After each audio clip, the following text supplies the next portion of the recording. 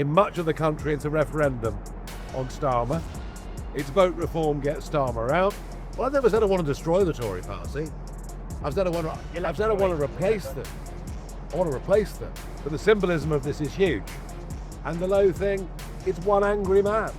May the 7th deadline for defections from Tory MPs coming to reform. Are you expecting any more?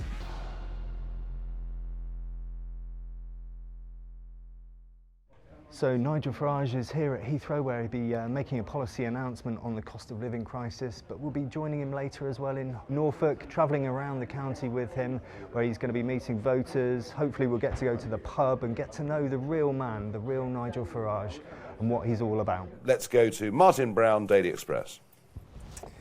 Thank you. Just could I get your response to reports this morning that Donald Trump might end the crisis or the conflict in Iran without securing the Strait of Hormuz, or do you think he should see it through to the end? I don't think we should take literally anything right now that Donald Trump says or is said about Donald Trump. I mean, the last thing he's going to do, or the last thing his colleagues in the White House are going to do, is to give the Iranians any idea of what their true intentions are. Now I'm at Farnborough, where I'm just about to jump on a plane with him and head up to Norwich, where the Reform UK leader is going to be campaigning for the local elections. He's going to be holding a big rally in the city, so that's going to be exciting later. I'll bring you more from Norwich. So what I wanted to ask you is, so this is the green and pleasant land of England. This is the country you want to be Prime Minister of one day. Just tell me why the local elections coming up in May are so important for you and your party. Well, these are the biggest tests before the next general election. Next year there might be more council seats up, but the symbolism of this is huge. Whole of Scotland, whole of Wales, all 32 London boroughs, and thousands of council seats, many in the Midlands and the North, but in the South and the East, areas where the elections were cancelled last year, where they tried to cancel them again this year, and that was the connivance of the Conservative Party and the Labour Party. And the only reason these elections for nearly 5 million people are going ahead is because we won the right to a judicial review, which we would have won in court, and the government collapsed. In much of the country, it's a referendum on Starmer. It's vote reform, get Starmer out. And in the inner cities, they'll say vote Green and get Starmer out, probably. Yeah. But overall, it's an examination of a two-party system that's run us for just over 100 years. Do you see Norfolk and Essex as well as a bit of a ground zero for what you like to destroy the Tory party? Well, I've never said I want to destroy the Tory party. I've said I want to replace them. I want to replace them. And East Anglia, you think of as true blue all the way through. These councils have always been blue, and I think on the 8th of May, we'll wake up and see a very different picture. I'm feeling really bullish about what we can do in Norfolk, Suffolk and Essex. I really am. Who's the biggest challenge to you on the right, the politics? Is it Rupert Lowe and his Restore Britain party, or Kemi Badenoch and the Tories? Well, half of Kemi Badenoch's MPs ought to be in the Lib Dems. And she can pretend to be whatever she wants to pretend to be. Look at their record in government. Look at her record in government. She was women's minister for 2 years. Never mentioned grooming gangs once. She was a high priestess for renewable energy, climate change legislation. Now she says she wants to drill the North Sea. There's no credibility there at all. As for Rupert Lowe, well, we had Ben Habib before, and his party got fewer votes than the monster raving loonies up in Gorton and Denton. And the Lowe thing, it's one angry man saying stuff on the internet. Look, let him do what he wants. He doesn't marry me. And you mentioned at your press conference about the impact of Donald Trump. Some people were suggesting that your relationship with him might be slightly damaging for you. What do you say to those? I don't think British voters, if they vote reform, are voting for the fact. I'm not voting yes or no to the fact that I know Donald Trump. However, what British voters I would urge to recognise is our relationship with America is vital, and that without America we are defenceless.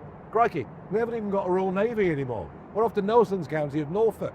It took us 3 weeks and 1 day to get a ship to Cyprus. So whether you like the president or not, that relationship is crucial, and I would suggest I'm better placed than the others to do that.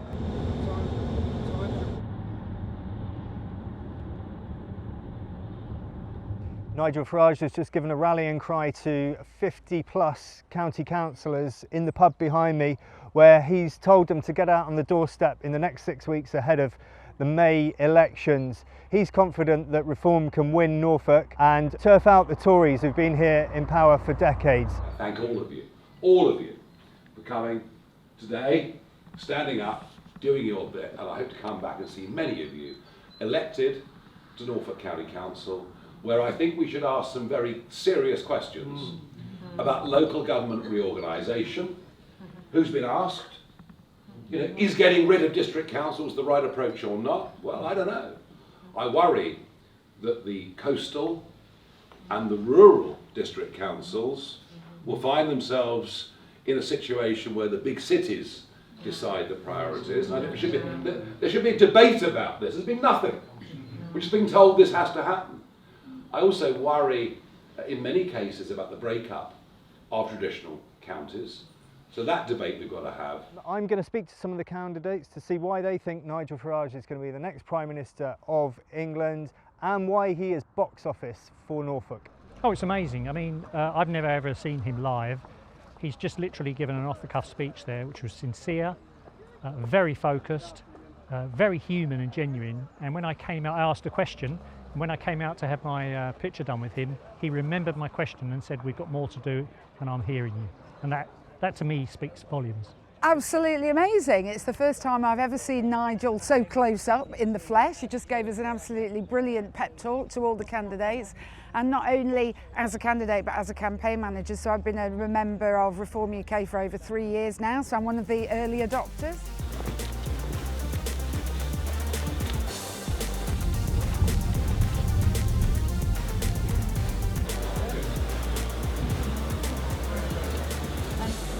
Thanks for your time today, Nigel. It's been brilliant.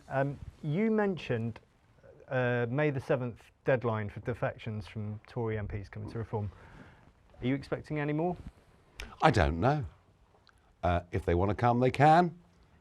I suspect they will be hedging their bets, waiting for the result on May the 7th and saying Nigel doesn't mean it. And what about Labour MPs? And they're wrong. The Labour thing is interesting. I mean, we had Sir Robin Wales join us, who is a real doyen of local government in the Labour Party. There are some more Labour councillors coming to us across the country, and there's certainly some ex-Labour MPs that we are talking to, and I think we will begin to see this. I can see the Labour Party breaking apart in a very odd way, with the Green occupying the hard left ground, and the more traditional blue Labour patriotic types coming in our direction. So, I mean, we'll see. But look, you know, we have had people join us from other parties, but the most important thing is we get expertise in, you know, like the Colin Suttons, the most famous living detective. I want to focus on that even more. The King is going to America next month in April to see Donald Trump. Yep. Do you think he's going to have to do some repair the damage that Keir Starmer has done to our special relationship? I cannot think of a better diplomat the United Kingdom could send to see Donald Trump in the White House than His Majesty King Charles. Trump has an enormous respect for the British royal family. He likes Charles. He may disagree with him on wind energy, but he likes Charles. And yes, the relationship is very, very, very badly damaged at this moment in time. And you know, it's madness, isn't it? You can't use the bases. You can use the bases. We will send people. We won't send people. It's all over the place. It's all over the place. And I worry. Trump's comments today were the strongest he's ever made. It's not good. So the King is the best possible person. You've been in politics for a long time. You were out of politics for a while. You've come back.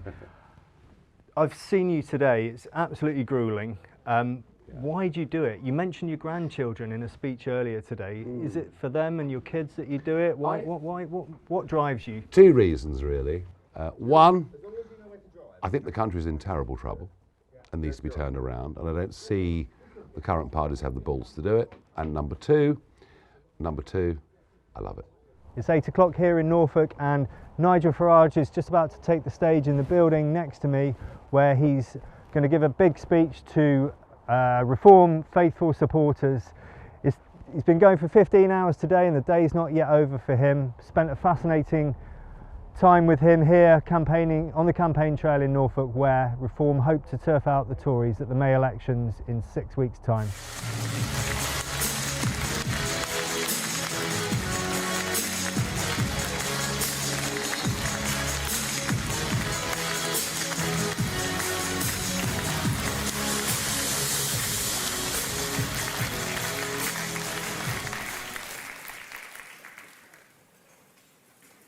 Good evening, Norfolk! Well, that's off to a good start. On May the 7th, all of you in this county, and indeed some inside of Norwich itself, will have the opportunity to go to the ballot box. As you should. Spread this message that real, radical political change is coming to our country. It's coming soon. It's not before time. Thank you for coming along this evening. You've been a great audience.